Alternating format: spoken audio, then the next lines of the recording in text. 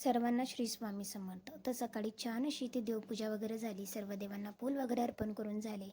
आणि हा जो काही मी गुरुवारी गजरा आणलेला होता तो मात्र अति छान आणि ताजातवान होता. त्याच्यानंतर आई भवानीला सुद्धा छान असं आईसाहेबांना फूल वगैरे अर्पण करून झालं. सकाळी सकाळी थंडीचा गरमागरम असा अद्रकवाला चहा घेतला आणि देवपूजा झाल्या झाल्या लगेचच चहा घेतला.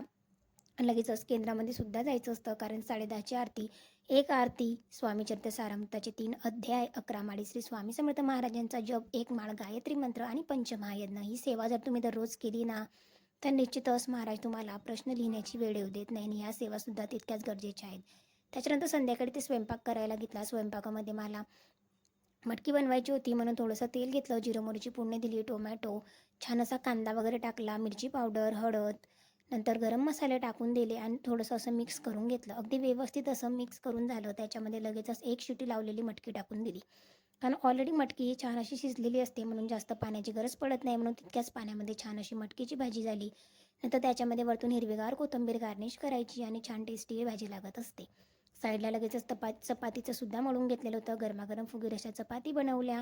नंतर छान असं जेवण करून घेतलं, कारण थंडीचं आता जेवणसुद्धा थंड होऊन जातं. तर असा होता माझा आजचा दिवस. थँक्यू.